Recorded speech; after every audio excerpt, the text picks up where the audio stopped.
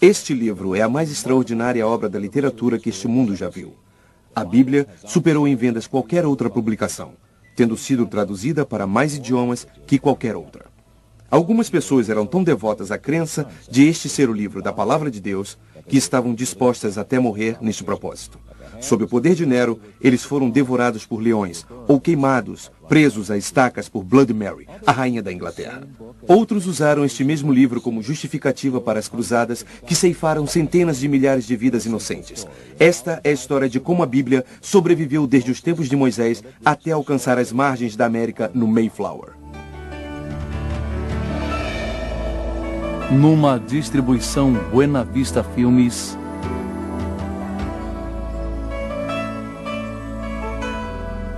O Livro Eterno.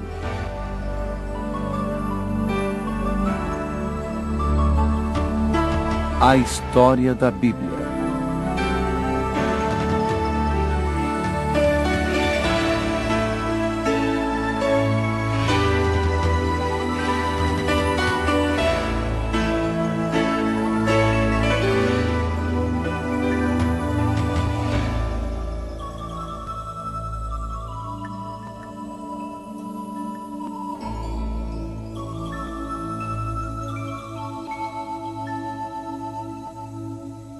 A palavra de Deus para o homem, como a Bíblia começou, 1500 a.C.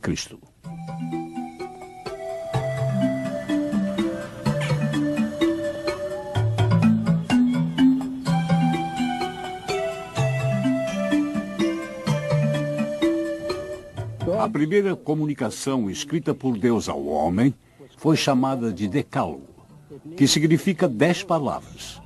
Você e eu conhecemos como os 10 Mandamentos.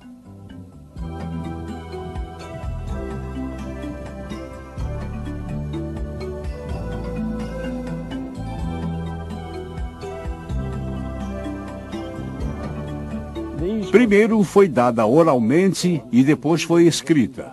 Moisés foi chamado a subir o monte pela segunda vez e Deus deu a ele os direitos dos povos, os direitos de propriedade e os direitos ao culto. Quando Moisés retornou do monte, escreveu as palavras do Senhor. Isto tornou-se conhecido como o livro de Popanac. Estes, de fato, retirados do registro de Bacalamelec, tornaram-se o início das Sagradas Escrituras que hoje chamamos de Bíblia.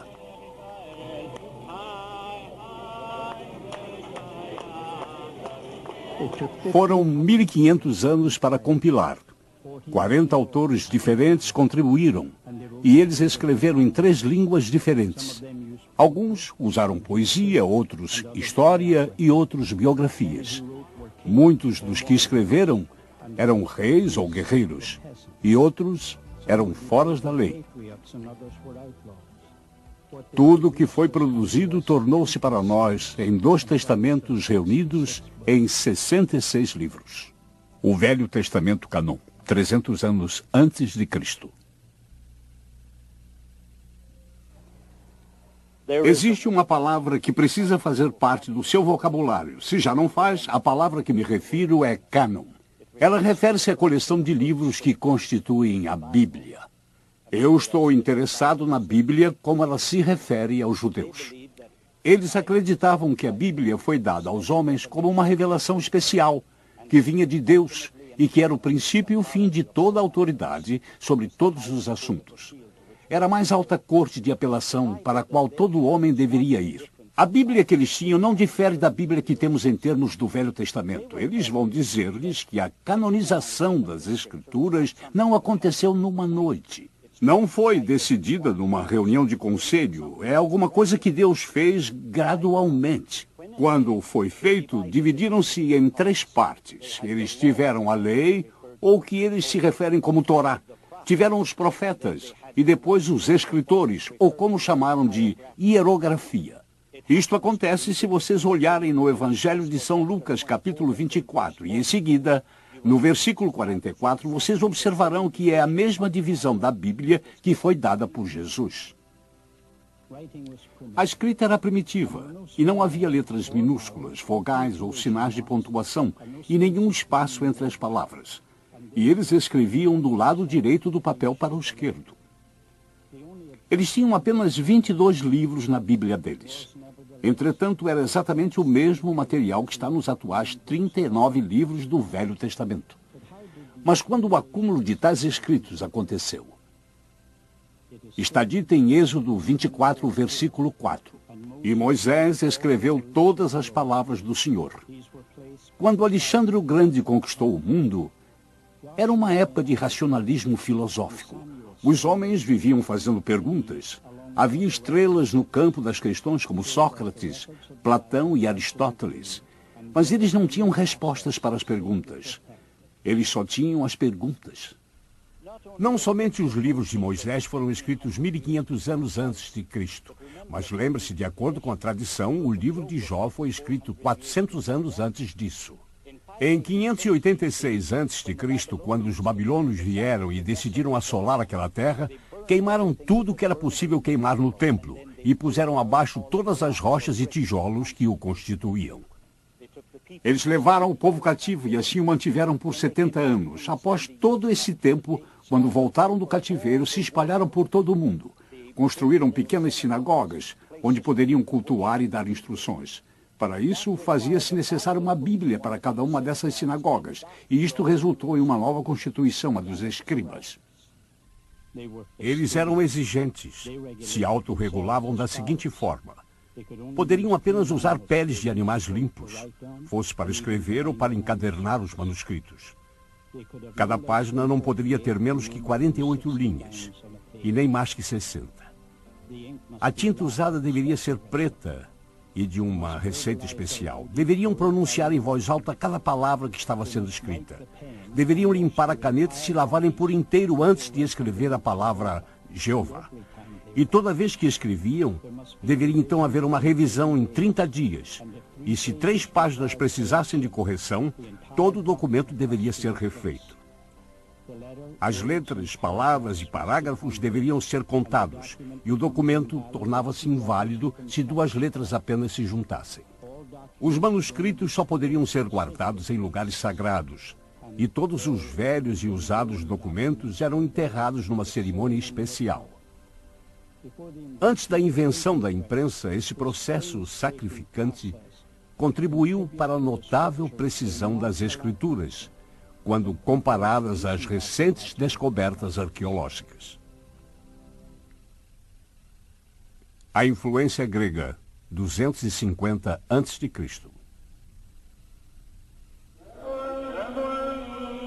Jerusalém, Israel.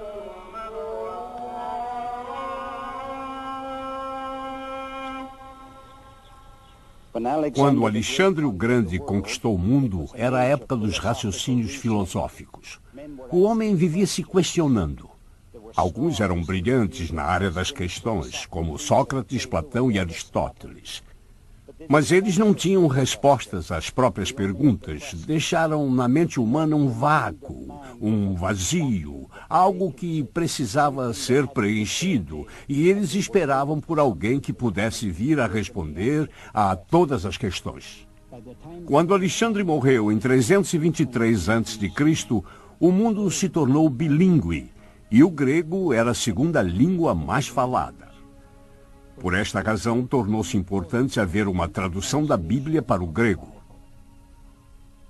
Por volta do ano de 285 a.C., havia vários judeus que faziam parte da subcultura egípcia. De acordo com a tradição, Demétrios de Palerum, responsável pela mundialmente famosa biblioteca em Alexandria, perguntou ao rei Ptolomeu Filadelfo do Egito se ele conseguiria a tradução grega da lei judaica para a biblioteca. Para realizar isto, o rei liberou 100.000 escravos judeus que ele tinha em seu domínio e os enviou juntamente com um presente generoso e o embaixador para Eleazar, o sumo sacerdote de Jerusalém, e assim fez seu pedido. Ele desejava que fosse selecionado 6 sábios de cada uma das 12 tribos, somando assim 72 homens. Esses homens deveriam ir a Alexandria para trabalhar nesta tradução. Ao chegarem lá, tiveram uma recepção real de boas-vindas na corte. Foram enviados à ilha de Feros. Nesta ilha especialmente preparada, havia 72 cubículos, um para cada homem, e em 72 dias eles traduziram todo o Torá. Eles foram tão incentivados pelo trabalho feito que cada um concordou com a tradução do outro. Eles batizaram o seu trabalho como Septuagint, que em grego significa 70.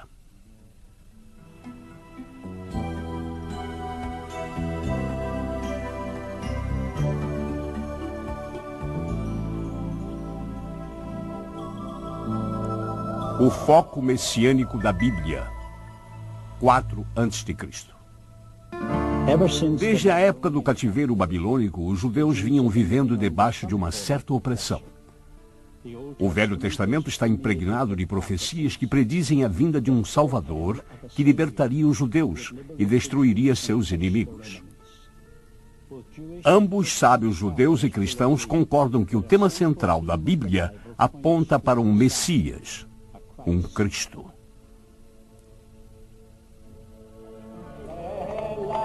A conclusão, portanto, é que o Velho Testamento é cristocêntrico. Ele nos parece um documento danificado pelo... Os homens, por exemplo, que figuram em suas páginas, como Adão, Abraão, Moisés e Davi, as estruturas construídas como o tabernáculo, tendo 2 véus e 7 peças de mobília, e a parede como a deste último tabernáculo logo atrás de mim. Mas quando a pessoa do Messias judeu é colocada em foco, o obscuro se torna claro. Os escritores do Novo Testamento afirmam que Jesus Cristo é esse Messias. O povo judeu, no entanto, estava pronto a admitir que ele realmente operava milagres, mas por ser filho de carpinteiro, não admitia que fosse o enviado pelo poder de Deus. Acreditava, no entanto, que era usado por Satanás.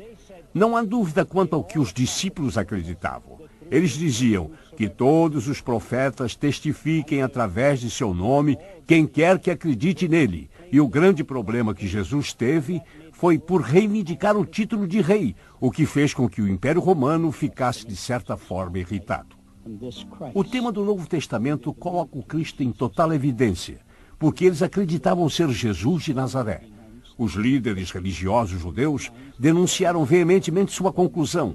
Em suas mentes, ele era visto como uma fraude e que não poderia nunca ser o Salvador predito pelos profetas.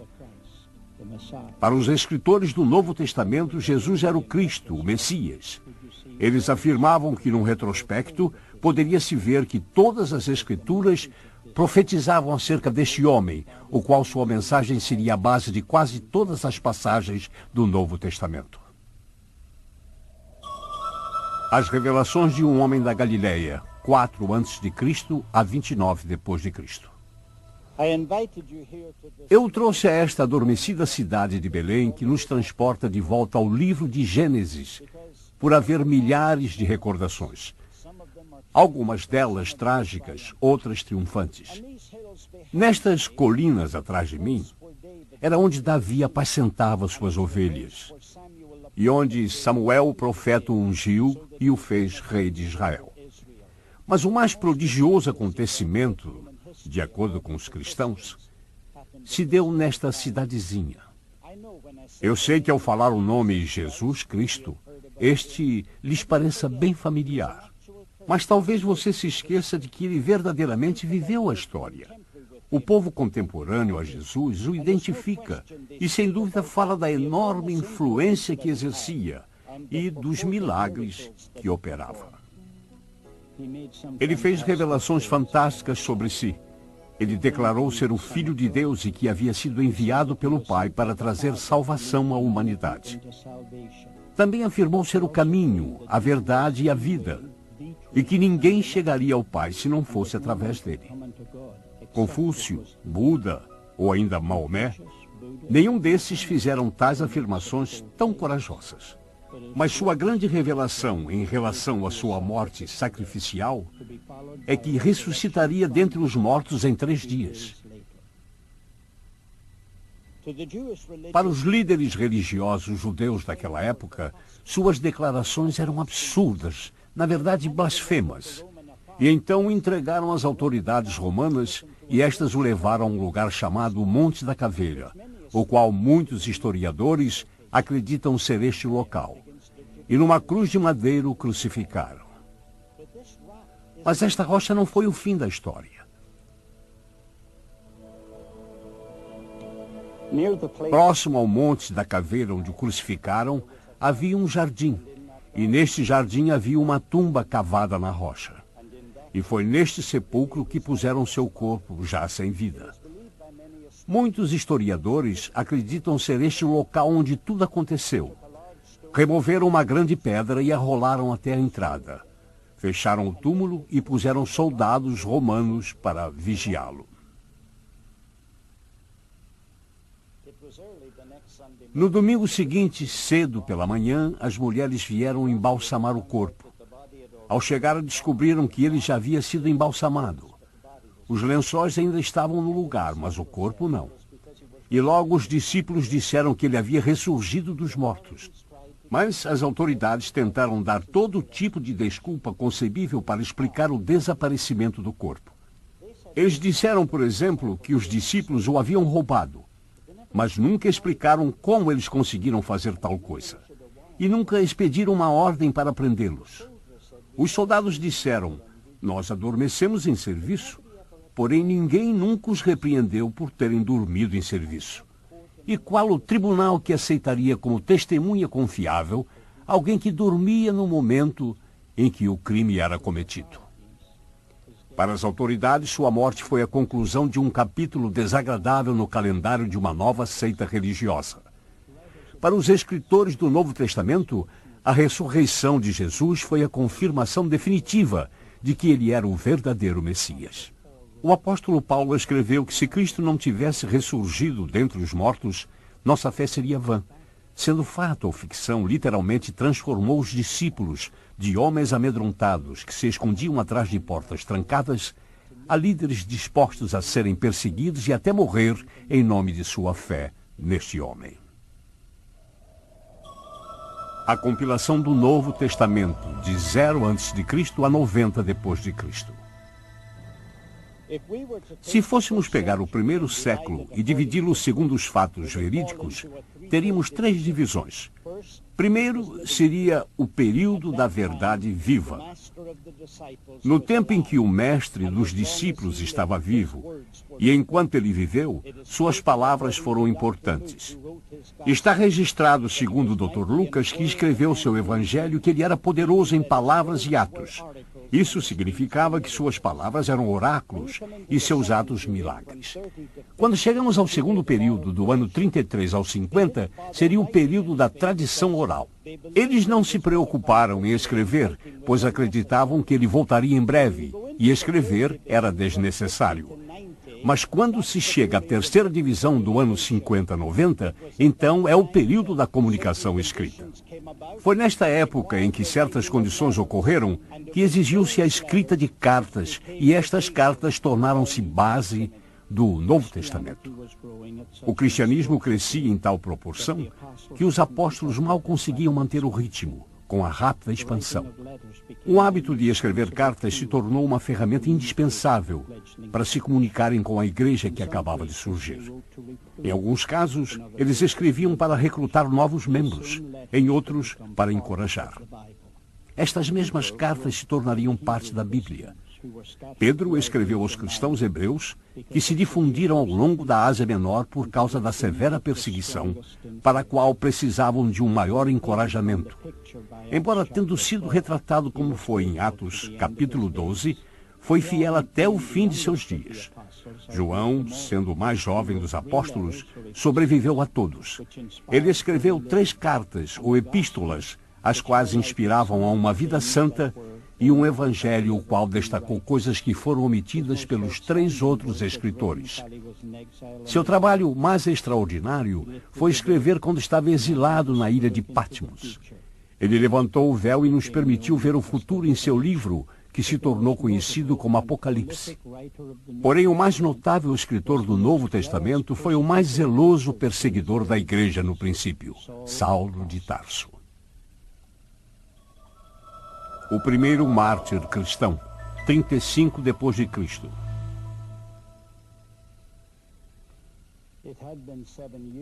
Havia-se passado 7 anos desde a ressurreição de Jesus Cristo, e um problema surgiu entre as viúvas gregas e hebreias. E a fim de solucionar tal problema, selecionaram 7 homens a quem chamaram de diáconos. Todos possuíam nomes gregos. 2 deles tornaram-se famosos. Um foi Filipe e o outro Estevão. Estevão foi o primeiro a ser o centro das atenções. Ele foi diante do Sinédrio, acusando-os de terem assassinado o Messias, e baseado num versículo em Isaías, afirmou que Deus não habitava em um único lugar. E uma vez dito isso, levantou ira tanto aos saduceus quanto aos fariseus. A razão pela qual os saduceus não gostaram do que Estevão disse era porque não acreditavam em anjos ou vida após a morte, e aceitavam apenas a inspiração do Pentateuco. Já os fariseus não gostaram, pois acreditavam na inspiração de Isaías, mas não aceitaram sua interpretação. E então pegaram Estevão e o trouxeram a este local, que é conhecido como Portão de Estevão, e o apedrejaram. Ele foi o primeiro mártir.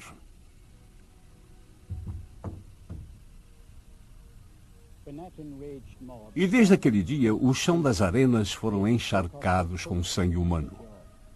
Quando aquela turba enfurecida começou a apedrejar Estevão, tiraram suas mantas para facilitar o trabalho. Havia um homem de meia-idade que não participava do ato, e eles puseram suas vestimentas a seus pés. Ele presenciou e ouviu coisas que não esqueceria pelo resto de sua vida. Eles referiam-se a ele como Saulo, porém mais tarde se tornou conhecido como Paulo, o apóstolo. Paulo era da cidade de Tarso da Sicília, uma província grega, e seu ambiente de filósofos, gramáticos e poetas deve ter contribuído para sua habilidade intelectual. Sua família era de judeus rigorosos. Tanto ele quanto seu pai eram fariseus. Ele era fluente na língua hebraica. Escolheu o colégio de rabinos em Jerusalém para seus estudos e foi instruído aos pés do muito conceituado Gamaliel.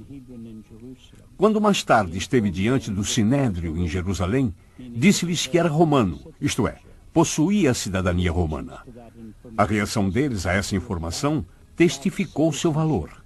Esta cidadania o isentou da escravidão e o livrou das punições degradantes, como açoite e crucificação. Deu-lhe o direito de apelar sobre qualquer que fosse a decisão da corte do imperador.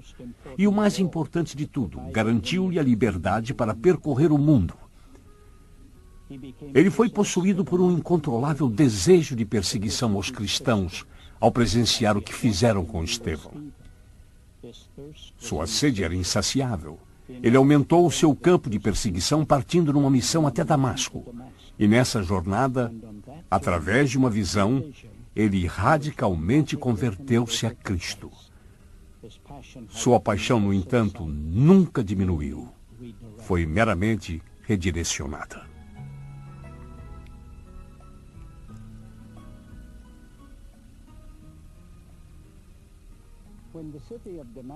Quando a cidade de Damasco soube da conversão de Saulo e sua presença na cidade, decidiram então matá-lo. Colocaram um guarda em cada portão de entrada, mas através de uma janela, seus amigos o desceram num cesto, e assim ele escapou. Seguiu para a Arábia, onde ficou por 3 anos. Foi visitar os apóstolos na cidade de Jerusalém. E então a igreja de Antioquia o chamou para a obra, e mais tarde o consagraram ao ministério cristão.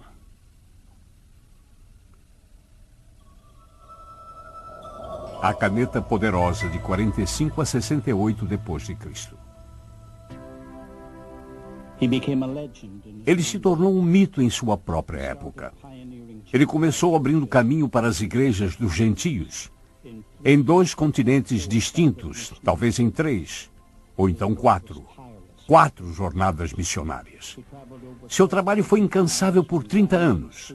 Ele percorreu mais de 12 mil milhas em terra e mar em uma época sem a conveniência do transporte moderno. Grande parte do percurso foi feito a pé. Onde parava, tornava-se centro de dissensões. E em um desses o apedrejaram e o largaram, acreditando que estivesse morto. Por conta do tremendo âmbito do ministério pioneirista de Paulo, houve a necessidade de um acompanhamento através de cartas às igrejas que ele fundara. Nesta área, Paulo se tornou o mais produtivo escritor de todos os autores do Novo Testamento. Ele escreveu mais da metade das epístolas do Novo Testamento, e a maioria dessas cartas foram escritas enquanto estava preso. Sua última carta foi escrita na prisão aguardando a decisão de César. Aproveito um intervalo para trazê-los à cidade de Roma, particularmente à prisão Mamartine, onde Paulo ficou preso. Fica aproximadamente a 6 metros abaixo do solo e a mais ou menos 40 metros de distância do Senado romano. Além disso, há o Fórum Romano, o Palácio dos Césares e o temível Coliseu. As carruagens cruzavam acima do teto de pedra de onde Paulo se encontrava, e todas as negociações do poder imperial romano eram feitas acima dele. Vamos descer ao lugar onde ele era mantido preso.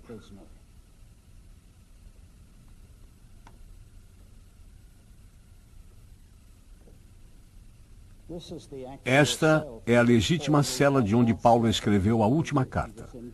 Ele estava neste local quando o fez. Ao escrever aos romanos, inicialmente disse que esperava ter uma jornada próspera e que a vontade de Deus fosse feita. Mas quando ele veio, se autodescreveu como Paulo, o ancião. Ele tinha correntes em seus braços e soldados à sua volta.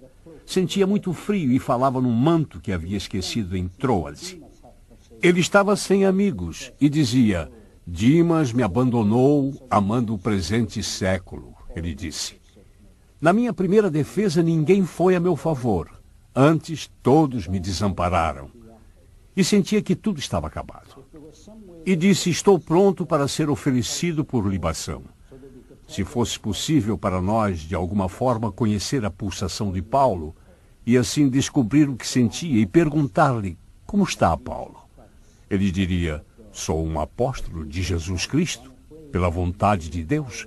De Jesus Cristo sem temer o poder imperial, pela vontade de Deus, sem mudar sua confissão, mesmo em circunstâncias adversas. Nós diríamos: e quanto a morrer, Paulo? Como se sente em relação a isso? Ele falaria: o tempo da minha partida é chegada. Combati o bom combate, completei a carreira e guardei a fé. Já agora a coroa da justiça me está guardada. Em outras palavras, quando se mede o poder da dor, não há como contestar o fato. É mais afiada que qualquer espada.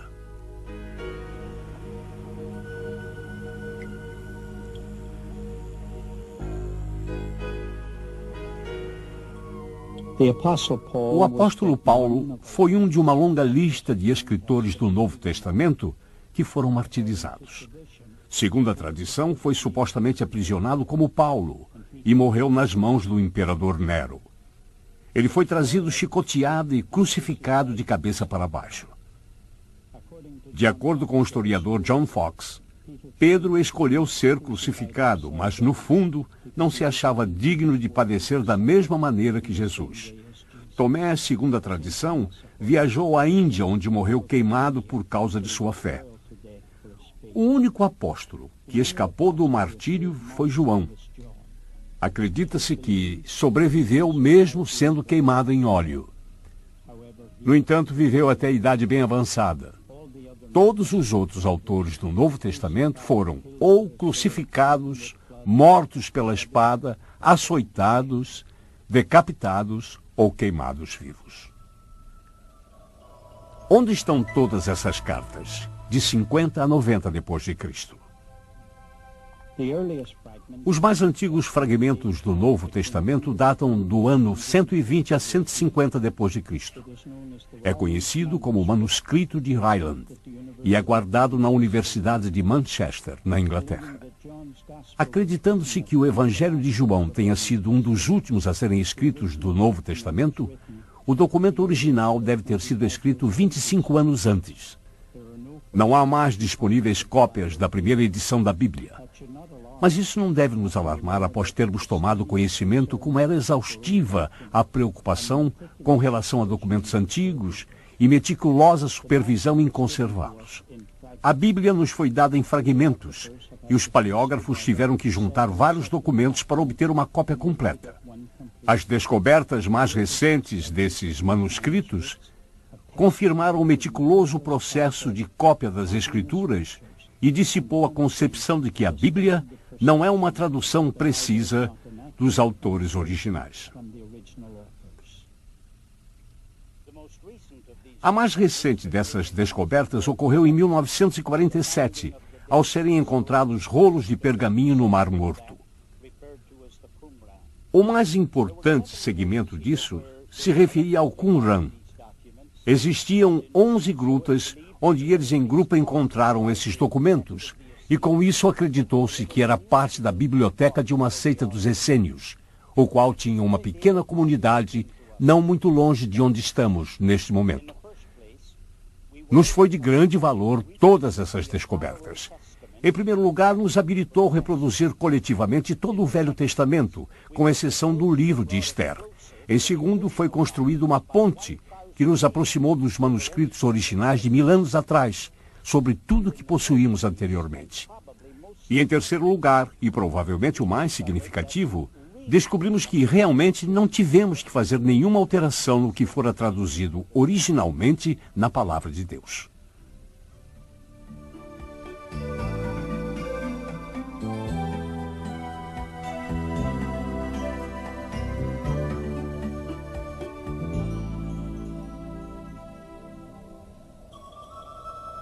A contribuição romana, ano 100 depois de Cristo.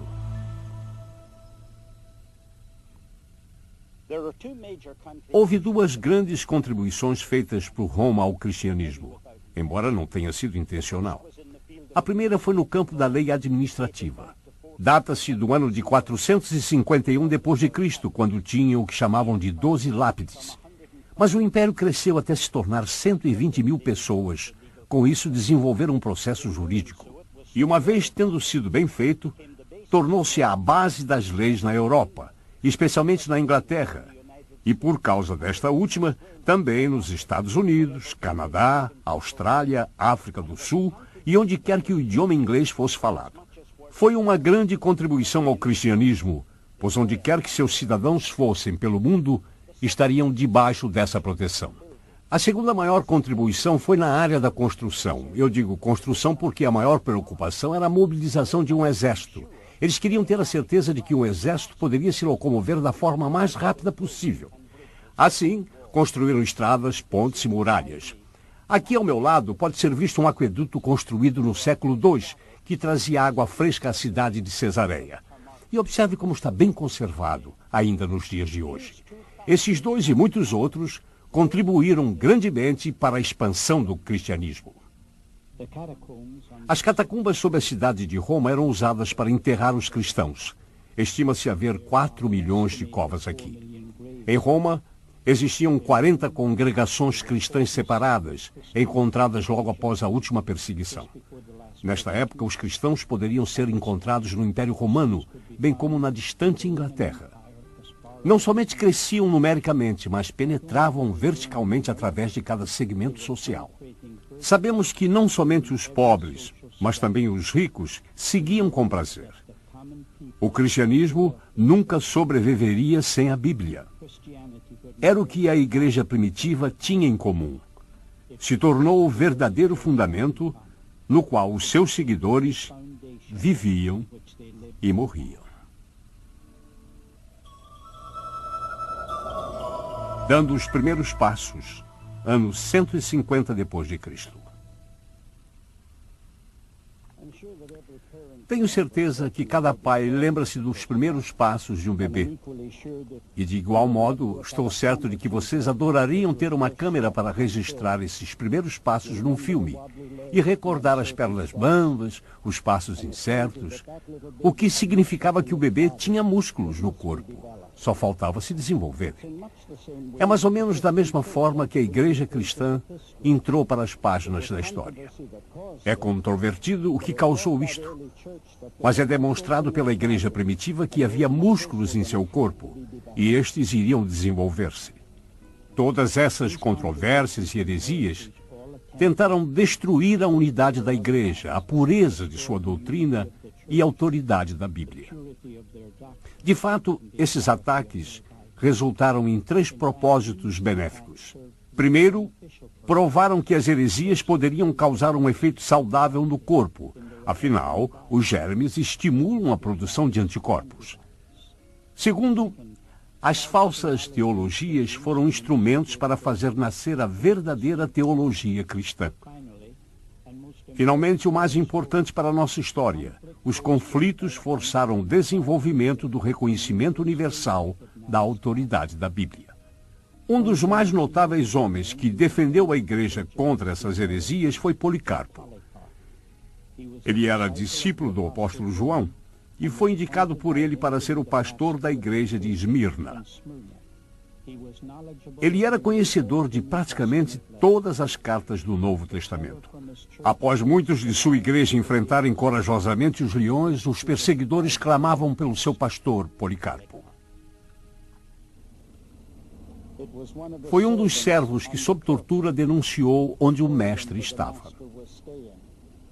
Eles foram ao seu encontro, prenderam-no e trouxeram-no à cidade.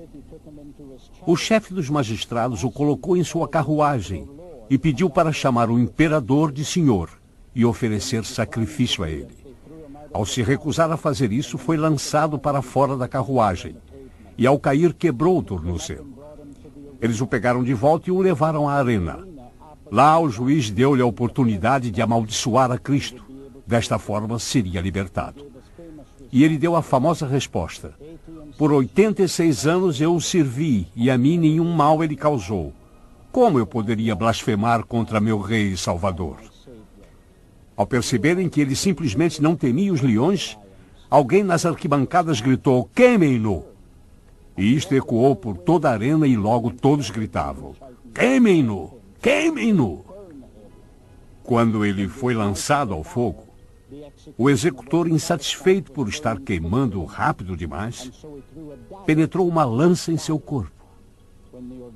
Quando o martírio terminou, seus amigos, remexendo entre as cinzas, encontraram os ossos e os levaram para fazer um enterro decente.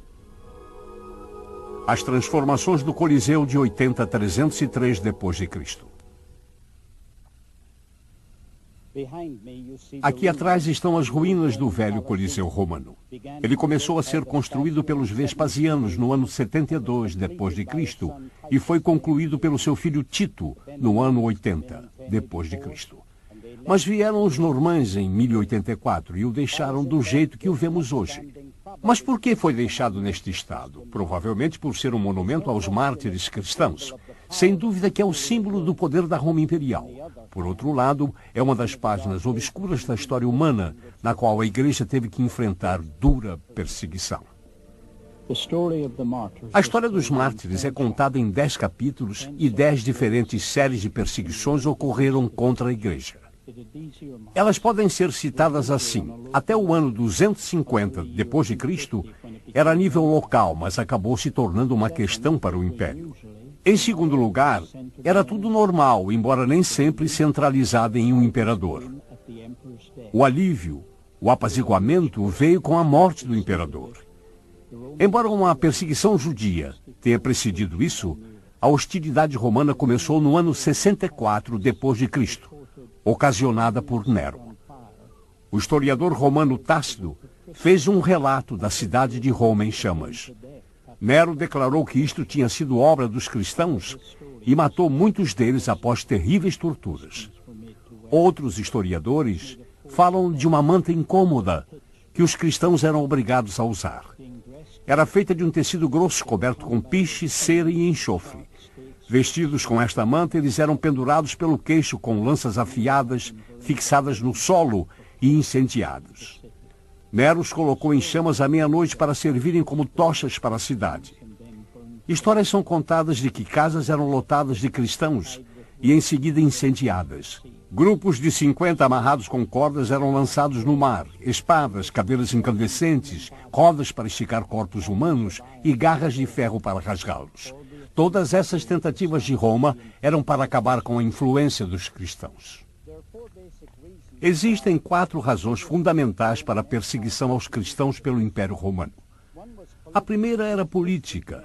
Os cristãos costumavam se reunir à noite em locais clandestinos e eram suspeitos de formarem um outro partido político. A segunda era religiosa. Eles se recusavam a oferecer incenso no altar para César, reconhecendo que ele era Deus. E a terceira era social. Eles tinham uma filosofia de vida distinta. Acreditavam que todos os homens eram iguais. A filosofia romana era Nero em uma das extremidades da escala social e os escravos na extremidade oposta.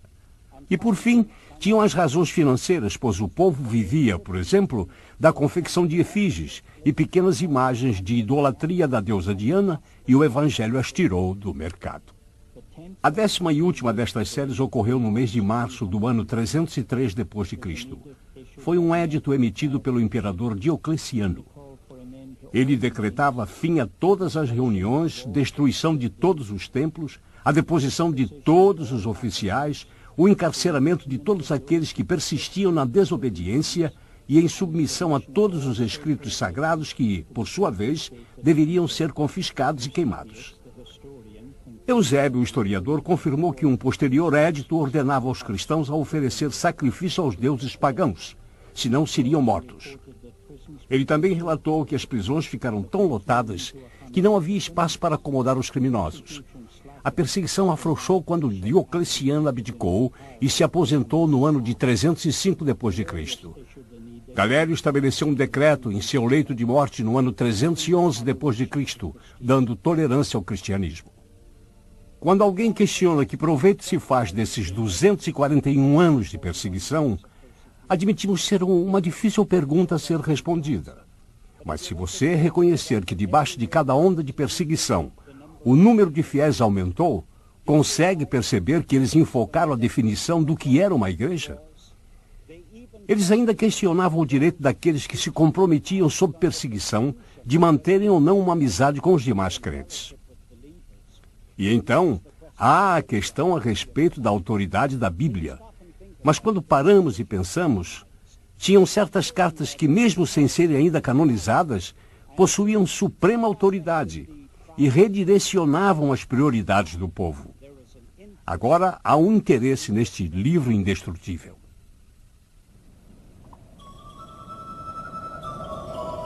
Da perseguição à proclamação, do ano 313 a 331 d.C. Estou agora numa das 7 colinas de Roma e provavelmente a mais importante delas. Isto porque foi o centro de sua vida religiosa e onde os Césares construíram seus palácios. Porém, toda a estrutura foi modificada por Michelangelo no Renascimento, e aqui pode ser visto, graças a ele, uma estátua de Constantino. Apesar do fato de Constantino ter posto um fim às perseguições contra a igreja, suas prioridades foram mal direcionadas. Ele considerava fluxo o sinal de aprovação divina. Ele trouxe os bispos que foram reduzidos à pobreza relativa, marcados e aturdidos pelas recentes perseguições aos palácios, que resplandeciam com a luz e exalavam perfume. Ele construía igrejas e as enchia de um corpo de clérigos e bispos, quando ainda não se tinha conhecimento de profissão do cristianismo naquela região. Ele outorgava grande soma de dinheiro para sustentar os pobres, presumindo que isto resultaria em conversões.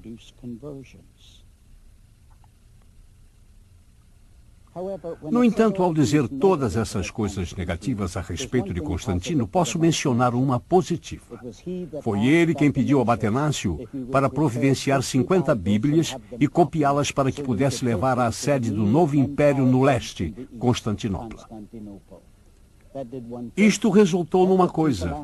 Fez com que as pessoas questionassem o que é a Bíblia. E isso preparou o terreno para a canonização da Escritura. A palavra se torna suprema, 367 a 397 d.C. À medida que a igreja primitiva estava esperando o breve retorno de seu Salvador, e à medida em que ele ordenava para ir e pregar o Evangelho a toda criatura, eles realmente não se interessaram mais em escrever. Não tinham tempo para tal. Então houve uma época em que, eu entendo, foi retomada a escrita apenas para tentar captar o sentido da mensagem. Não estavam preocupados com as palavras que iriam usar, o tempo verbal ou a sintaxe. Eles simplesmente queriam expor informação suficiente para converter as pessoas e ganhá-las para o cristianismo. Mas então veio aquele terrível tempo de perseguição Diocleciana em 303 d.C. Eles fizeram algo que nunca havia sido feito antes nessas perseguições. Eles exigiram a destruição de todos os documentos sagrados. Não sabemos o que perdemos nesta época. Nós acreditamos que havia literalmente milhares de documentos que nos foram tomados por causa dessa perseguição.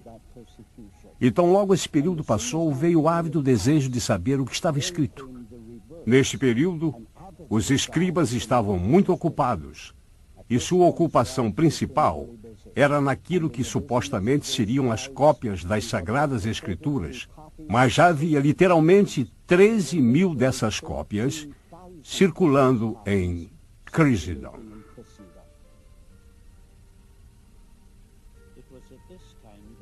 Foi neste tempo que o maior teólogo de sua época, Atanásio, iniciou a cruzada por um Novo Testamento canonizado. Quando nós falamos cânon, nós simplesmente estamos nos referindo a um quadro de medida, um nivelador ou pesos ideais para equilibrar uma balança. A palavra foi primeiramente aplicada às Escrituras por Atanásio no século IV. A história da canonização do Novo Testamento não foi o registro de um simples fato. Foi um processo lento que passou por vários estágios.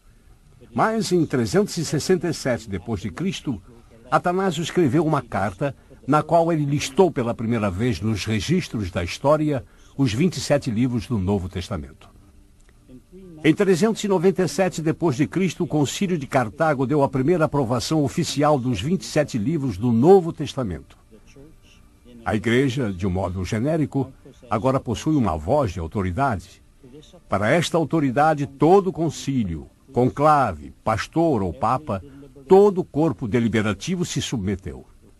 A palavra se tornou suprema. A Bíblia no latim vulgar de Jerônimo, 405 d.C.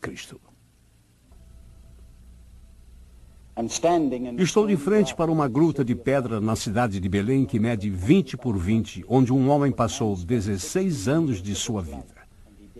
Ele fez a maior coisa que poderia ter feito pela humanidade. Seu nome, Jerônimo. Nasceu na cidade de Dalmácia em 347 d.C. e tem pais cristãos. Seu pai cuidou de sua educação inicial e então o enviou para a cidade de Roma para estudar retórica e filosofia com um grande professor chamado Donato. Enquanto estava lá, se submeteu ao batismo nas águas. Isto causou um efeito profundo em sua vida. Ele deixou a cidade em 390 d.C., quando estava traduzindo um comentário do livro de Salmos. Ele e 3 amigos decidiram viajar para o leste. Prosseguiram até alcançar a cidade de Antioquia, quando ficou seriamente doente. Ele foi tomado por uma febre alta e, numa noite, quando estava delirando, sonhou que Cristo lhe dizia que ele não era um cristão. Por isso, dedicou sua vida àquilo que julgava ser a tarefa mais difícil de todas: aprender e dominar a língua hebraica. No ano seguinte, ele esteve na cidade de Constantinopla. Ali, pregações importantes contra o arianismo o influenciaram a se tornar um verdadeiro defensor da fé.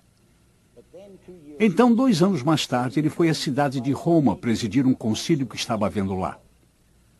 Neste ínterim, ele conheceu Damasco, bispo de Roma, que mais tarde se tornaria papa.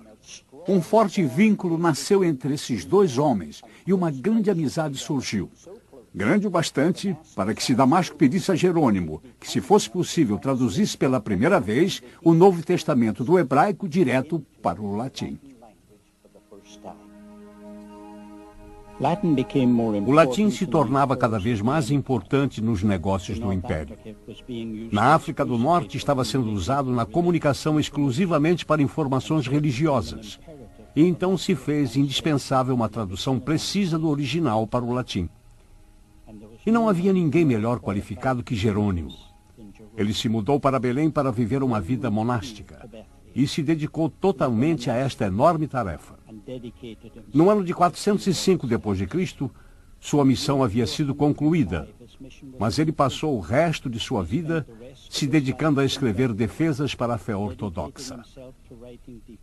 Ele finalmente morreu em 420 d.C. Embora seu trabalho tenha se tornado conhecido como a Vulgata, ou Bíblia, na linguagem comum também se tornou o verdadeiro instrumento que bloqueava o acesso a qualquer outra Vulgata. Esta foi tão altamente admirada que as gerações posteriores decidiram proibir qualquer outra tradução. Ao contrário, o latim se tornaria a língua oficial da Igreja. Todos os outros idiomas seriam, com isto, privados de qualquer tradução para sua língua materna. O bom se tornou inimigo do melhor. Isto, de fato, privou o público da Bíblia e deixou o mundo afundado na escuridão da Idade Média.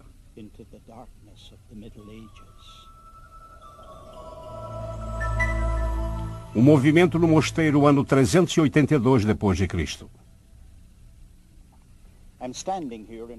Estou bem em frente ao mosteiro trapista situado entre Tel Aviv e Jerusalém e quero falar sobre o assunto monasticismo. Jerônimo veio até Roma para mediar um concílio no ano 382 d.C. E ao chegar aqui, ele pôde ver a influência secular da Igreja. A opulência da Igreja, a luta pela autoridade e a falta de piedade muito o perturbou, e ele se tornou um pregador no monasticismo. Quando ele deixou Roma rumo a Belém para terminar a tradução da Bíblia, alguns dos seus o acompanharam. Um deles era uma viúva muito rica de nome Paula. Ela e seu filho foram para Belém e fundaram 4 conventos. 3 deles para freiras e um deles para um monge. De acordo com Philip Shaw, o grande historiador da Igreja, Jerônimo é o pai do monasticismo romano. E não há dúvida que depois de Jerônimo todo o caminho floresceu desde a Ásia Menor até a Grã-Bretanha. Belém, Israel. Estou aqui próximo à tumba de São Jerônimo, que é considerado o pai do monasticismo romano. Se tiver a oportunidade de visitar um convento e olhar pela janela, você vai se convencer de que eles eram o sal de sua geração. A ordem dos beneditinos, por exemplo, foi altamente organizada. Cada um tinha sua tarefa específica, ambas sagradas e seculares, e isso ajudou a mantê-los à parte do sistema feudal de sua época. Havia oração e adoração dia e noite. Existiam vigílias e vesperais, mas havia algo mais importante que isso. Estes lugares eram realmente centros educacionais. As pessoas que viviam lá passavam a maior parte do tempo escrevendo ou copiando filosofia e literatura. Mas eles fizeram algo mais importante que isso. Reproduziram as Escrituras e mantiveram a Bíblia viva numa geração onde poderia ter morrido. Por esta razão, pensamos neles como lírios brancos em lagos enlameados. A escuridão da Idade Média, ano de 550 d.C. É axiomático que os primeiros passos após uma queda são os mais dramáticos de todos. E quando esses passos tiveram lugar na queda do Império Romano? Alguns irão dizer que foi quando dividiram o Império em Ocidental e Oriental. Mas talvez seja mais exato na Guerra dos 20 anos contra os godos, que acabou no ano de 555 d.C. E apenas 13 anos mais tarde, uma outra tribo germânica, os chamados lombardos, vieram e invadiram a cidade. E o que os godos não destruíram, estes o fizeram. Mas um homem veio ao papado com o nome de Gregório. Eles o chamavam de Gregório o Grande, e ele merecia o título. Ele era um homem magnífico. Certa vez em que o exército lombardo não tinha sido bem pago, ele decidiu que iria pegar o dinheiro da igreja e com ele pagar o exército. E por tal feito se tornou conhecido como o salvador do Império de César. E foi isso que trouxe universalidade e unidade à igreja.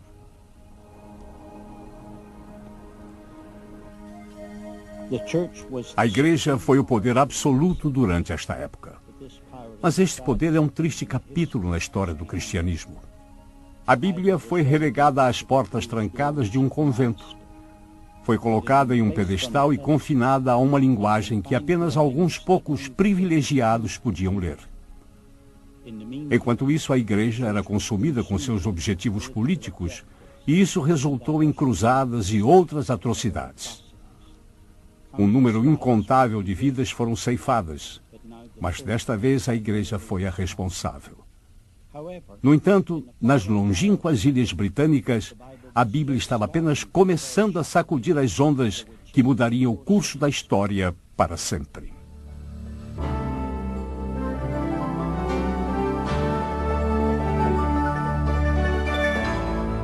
Versão brasileira Audio News.